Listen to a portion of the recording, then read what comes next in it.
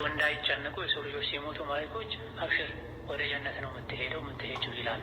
እኔን ከመላእክቶች ስራ አንዱ ለፈጅር ሶላት ደውሎ መቀስቀስ በጥሩ ነገር ማዘዝ ይሆናል ወይስ ቢድዓ ይሆናል የሚል ጥያቄ ነው።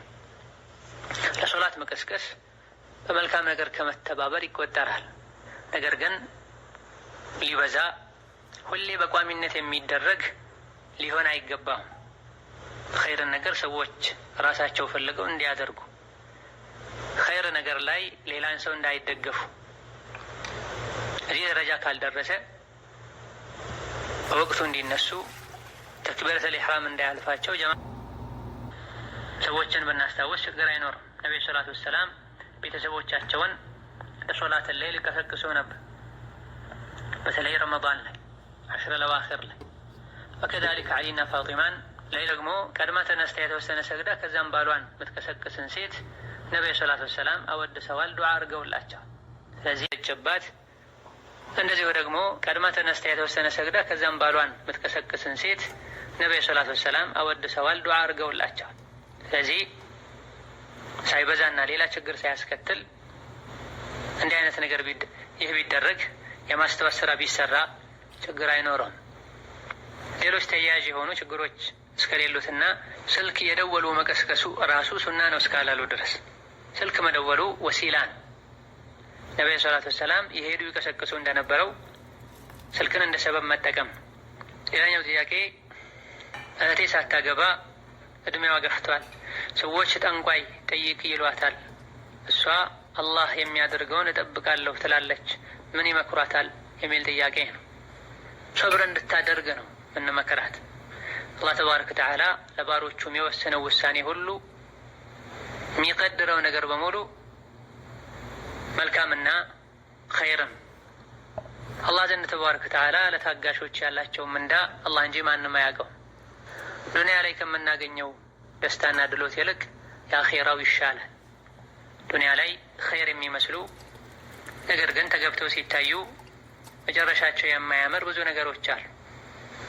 ማግባት መልካም ቢሆንም አንዳንዴ ማግባት ውስጥ ብዙ አደጋዎችና ችግሮች ሊኖሩ ስለሚችሉ ለእኛ የሚበጀውን ከማንም በላይ አላህ ስለሚያውቅ ትዳር የፈለገን ትዳር ሊዘገይ ይችላል። ልጅ የፈለገን ልጅ ሊዘገይ ይችላል። ስራ እያፈላለጉ ስራ ሊጠፋ ይችላል። ስለዚህ ሰበቦችን ከማድረስ ጋር አላህ ላይ ተስፋ አድርጎ አላህን ኸይርን ሁሉ የጠየቁት ስራ ሊጠፋ ይችላል። ስለዚህ ሰበቦችን ከማድረስ ጋር አላህ ላይ ተስፋ አድርጎ አላህን ኸይርን ሁሉ የጠየቁት በትዕግስት መኖር ነው።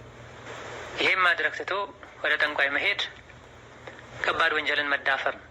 ኩፍር ደረጃ ሁሉ ሊደርስ ይችላል። ጠንቋዩ ያውቃል፣ ይጠቅማል፣ ይረዳል ብለው እስካደረጉት ድረስ ትዳር የዘገየባት ሴት አላህ ይህን ያደረገው ለኸይር እንደሆነ በማወቅ ጊዜዋን በሙሉ ለአኺራዋ ለአላህ ልትሰጥ ይገባታል። ከአላህ ተባረከ ወተዓላ መልካምን ነገርም ተስፋ ልታደርግ ይገባታል። ሙሉ ለአኺራዋ ለአላህ ልትሰጥ ይገባታል። ከአላህ ተባረከ ወተዓላ መልካምን ነገርም ተስፋ ልታደርግ ይገባታል። ባሪያዬ የጠበቀኝ ቦታ ላይ ያገኘኛል ብሏል አላህ ተባረከ ወተዓላ። ከአላህ መልካምን ነገር የጠበቀ መልካም ያገኛል።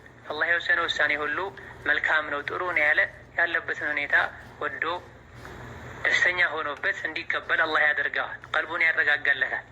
ይህን ከማድረግ ጋር ዱዓና እስትግፋርን ማብዛት ይመከራል። አላህ ከባሮቹ ቅርብ ነው። ቀልቡ የተሰበረን ሰው ጥሪ ይሰማል። እስትግፋር ከጭንቆች ሁሉ መውጫ መንገድ ነው። እስትግፋር አብዙ፣ አላህ ይረዝቃቸዋል፣ ልጅ ይሰጣቸዋል፣ ኢላ ገይሪ ዛሊክ ተብሏል ቁርአን ላይ። ስለዚህ አላዋቂ የሆኑ የጃሂሎችን ምክር በመተው መሰበር፣ ልብን ፊትን ወደ አላህ አዙሮ ከአላህ ኸይርን መጠበቅ፣ አስባቦችን ማድረስ ነው። አስአሉላህ ቢመኒሂ ወከረሚሂ ወኢሕሳኒሂ ወጁዲሂ አን ዩዘውጀ አልአያማ ወየርዙቀሁም ሐያተን ጠይበተን ذات بهجة وسرور وأن يؤلف بين قلوب المتزوجين ويصلح الأزواج የቁርአን አንቀጾችና መጨረሻ ላይ ባየነው ሐዲስ መላኢካ የሚባል ፍጡር እንዳለ የተለያየ ስራም እንደሚሰሩ የአላህ ባሪያዎች እንደሆኑ መኖሪያቸው ዋና መገኛቸው ሰማይ እንደሆነ የተፈጠሩትም ከብርሃን እንደሆነ ተነግሮናል። በመላኢኮች ማመን የኢማን አንድ መሰረት ነው። አርካኑል ኢማኒ ሲተቱን ብለን በመላኢካ ማመን ምን አለ? ዝርዝር የሆነ ማመን አለ። ጥቅል የሆነ የሚባለው በመላይካ መላይኮች የአላህ ባሪያ ናቸው፣ አይመለኩም፣ አላህ ስሩ ያላቸውን ሁሉ ይሰራሉ ብሎ ማመን፣ ይሄ ከኢማመን ደረጃ ማንኛውም ሙስሊም ነኝ ሙእሚን ነኝ በአርካንል ኢማን አምናለሁ የሚል ሰው ይህም ማወቅና ማመን አለበት። ስለ መላይካ አንደኛ መላይካ የሚባል ፍጡር አለ፣ አላህ የፈጠረው መላይካ አላህን ያመልካል እንጂ አይመለክም፣ ማካተት አለበት። ከዛ በተረፈ ያለው ባወቀን ቁጥር ኢማናችን ይጀምራል። በመላይካ ማመን ስለ አላህን ተባረከ ወተዓላ ይበልጥ እንድናከብር ያደርገናል። መላይካን የሚመስል የሚያክል ግዙፍ ብዙ ፍጡር አለው ለአላህ ተባረከ ወተዓላ። መላይኮች በአፈጣጠራቸው ብዙ መኖሩን ስናውቅ፣ ስራቸውን ስናውቅ በአንድ በኩል እንወዳቸዋለን፣ በሌላ በኩል እንጠነቀቃቸዋለን።